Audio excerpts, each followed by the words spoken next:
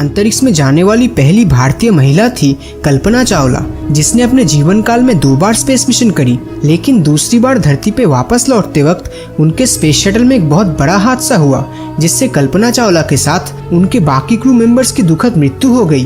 तो आखिर ऐसा क्या हुआ था कि नासा जैसी इतनी बड़ी स्पेस एजेंसी से भी इतना बड़ा हादसा हो गया? जानने के लिए इस वीडियो को एकदम अंत तक जरूर देखना। 17 मार्च 1962 जब हरियाणा के करनाल शहर में कल्पना चावला का जन्म हुआ था।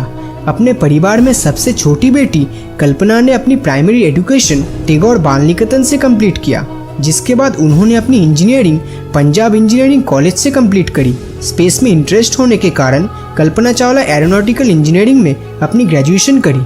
इसके बाद उन्होंने अपनी हायर स्टडीज को अमेरिका में पूरा किया और उसके बाद 1988 से कल्पना चावला नासा के लिए काम करना शुरू किया।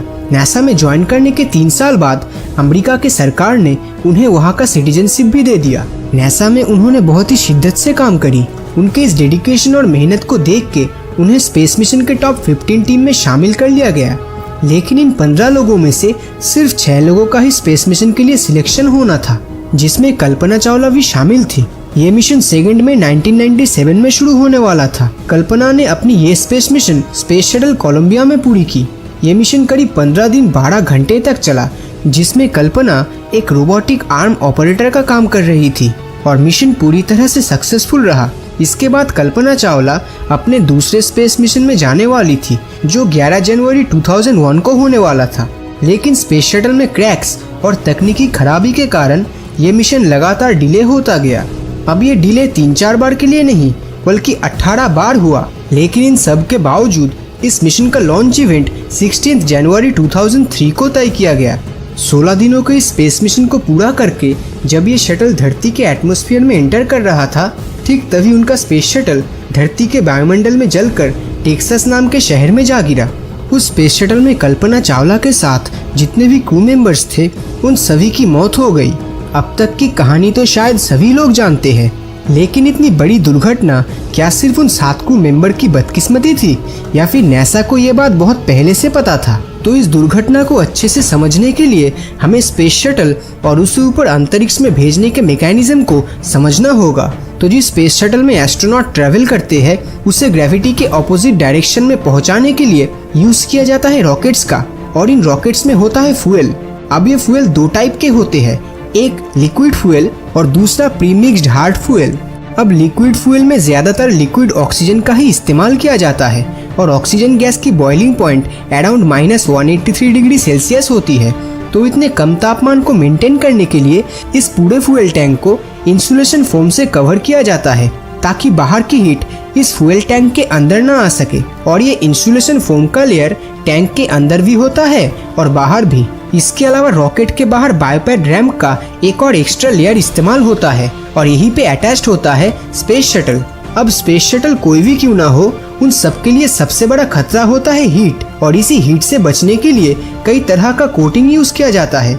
जैसे कि शटल के ऊपरी हिस्सों में यूज होता है व्हाइट टाइल्स, जो 1200 डिग्री तक की गर्मी झेल सकता है, और बॉटम या निचले हिस्से में यूज होता है डार्क टाइल्स, जो 2300 डिग्री तक की गर्मी को टॉलरेट कर सकता है। और तीसरा हिस्सा है स्पेस शटल का विंग्स, क्योंकि इसको सबसे ज्यादा एक्सट्रीम कंडीशन का सामना करना पड़ता है और इसको हाई टेम्परेचर से बचने के लिए रीइंफोर्स्ड कार्बन पैनल यूज होता है, जो कि 3000 डिग्री तक की गर्मी को सहन कर लेता है। तो जब ये स्पेस शटल लॉन्च हुआ, तब शटल में मौजूद बायोपैड रैम्प टूटकर उसका एक टुकड़ा कोलंबिया के लेफ्ट विंग के कार्बन पैनल पे जाके टकराया। और किसी ने भी ये इमेजिन नहीं किया था कि एक बायोपैड रैम्प का फोम शटल के विंग को इतना डैमेज कर देगा कि जब वो शटल धरती पर वापस आएगा तब ये प्रेशर को झेल नहीं पाएगा, जिसके कारण सारी हीट इसके अंदर चली जाएगी। तो कुछ इसी तरह की सेम चीजें इस घटना में हुई थी।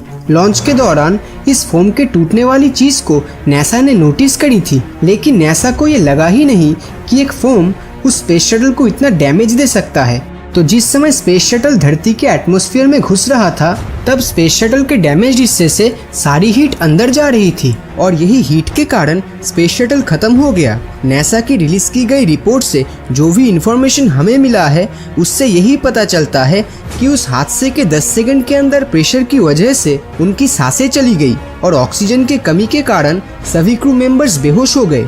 लेकिन अगर 10 सेकंड का टाइम वो लोग इस्तेमाल भी कर लेते तब भी वो टाइम स्पेस सूट पहनने के लिए सफिशिएंट नहीं होता। एटमॉस्फेयर में एयर प्रेशर ना होने के कारण उनका बॉडी टेम्परेचर बढ़ने लगा, साथ ही शरीर में मौजूद सारे लिक्विड्स बॉयल होना शुरू हुआ और किसी भी इंसानी शरीर को खत्म होने के लिए इतना टॉर्चर शायद काफी होता है। तो इसी के बाद कोलंबिया स्पेस शटल में मौजूद सारे क्रू मेंबर्स मर चुके थे। अब एटमॉस्फेरिक गैसेस के अंदर आने के कारण कोलंबिया का पूरा इंटरनल स्ट्रक्चर नष्ट हो चुका था। ये वही समय था जब स्पेस शटल से कंट्रोल रूम का सिग्नल पूरी तरह टूट चुका था। इस समय स्पेस शटल साउंड की गति से 22 गुना ज्यादा स्पीड से धरती के अंदर घुस रहा था। फिर जो हुआ वो तो आप वीडियो में देख ही सकते हो कि किस तरीके से स्पेस शटल धरती के एटमॉस्फेयर में जलकर टुकड़ों में बिखर गया। इतनी बड़ी दुर्घटना के बाद नासा के स्पेस शटल फ्लाइट ऑपरेशन को 2 साल के लिए सस्पेंड कर दिया गया। इसी के साथ इंटरनेशनल स्पेस स्टेशन का काम बीच में ही रोक दिया गया और ISS को रिसप्लाई के लिए रशियन नासा यानी रोसकॉस्मोस के ऊपर डिपेंडेंट होना पड़ा, वो भी 29 महीने के लिए।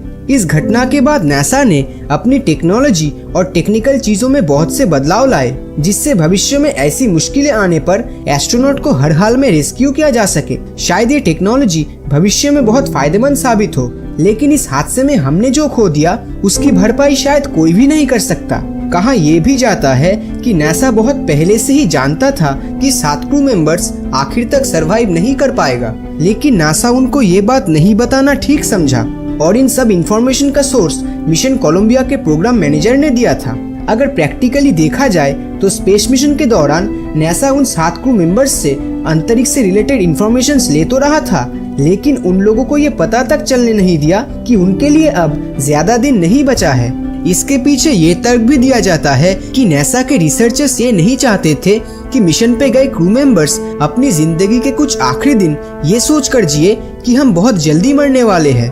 तो इसीलिए नासा ये इन्फॉर्मेशन उनसे छुपाना ठीक समझा, जो शायद एक तरीके से सही भी है, क्योंकि आप एक बार सोचकर देखो, हम सब एक न एक दिन मरने वाले हैं, राइट? लेकिन अगर हमें ये पता चल जाता है कि वो दिन कब आएगा तो तब हम मन ही मन उल्टी गिनती शुरू कर देंगे और जितना दिन गुजरेगा उतना ही खौफ बढ़ता जाएगा, जिससे हम प्रेजेंट में भी शांति से नहीं जी पाएंगे।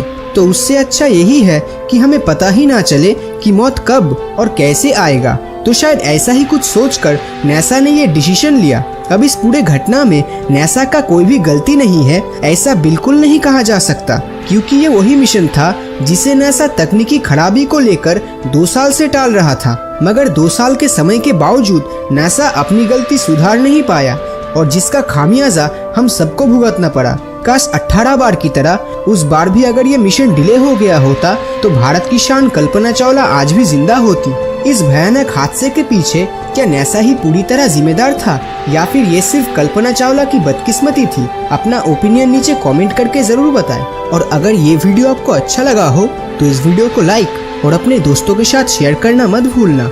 और अगर अभी तक आपने हमारे चैनल को सब्सक्राइब नहीं किया है तो सब्सक्राइब करके नोटिफिकेशन बेल को ऑन कर दीजिए, क्योंकि मैं ऐसी ही वीडियोस हर हफ्ते लाता रहता हूँ।